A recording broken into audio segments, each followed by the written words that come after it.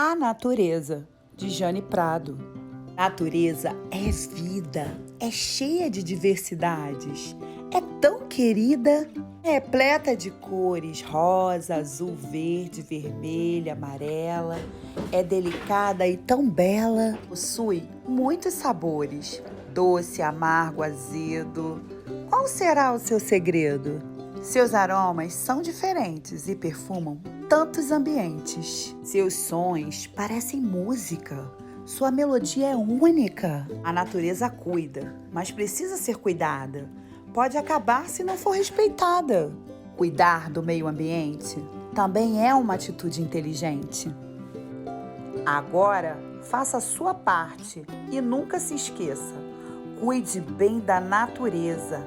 Ela é nossa grande riqueza. Experiências com elementos da natureza. É fundamental que a gente converse com a criança a respeito da natureza. As nossas atitudes podem mudar o rumo do planeta.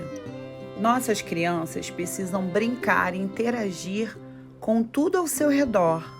Se ela interagir e brincar com os elementos da natureza, ela vai adquirir experiências e criar vínculos afetivos e, consequentemente, irá ser uma cuidadora do meio ambiente.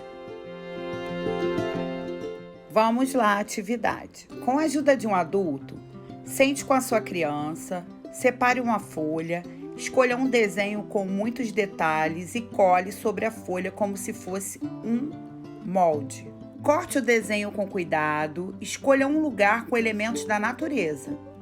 Coloque o molde do desenho em cima de árvores, folhas, flores e perceba como o desenho ficará ainda mais bonito com as cores e formas dos elementos da natureza.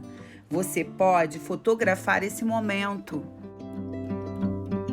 Então, crianças, a nossa atividade de hoje é reciclar com garrafas PET. Vamos juntar algumas garrafas PETs? Agora, com muita criatividade, podemos fazer vasinhos de planta como esses. E aí, vamos reciclar? Vamos tentar dar mais vida à nossa natureza? Então, faça um vídeo ou poste uma foto das coisas que vocês fizeram com as garrafas PET recicladas. Um grande beijo, até a nossa próxima aula!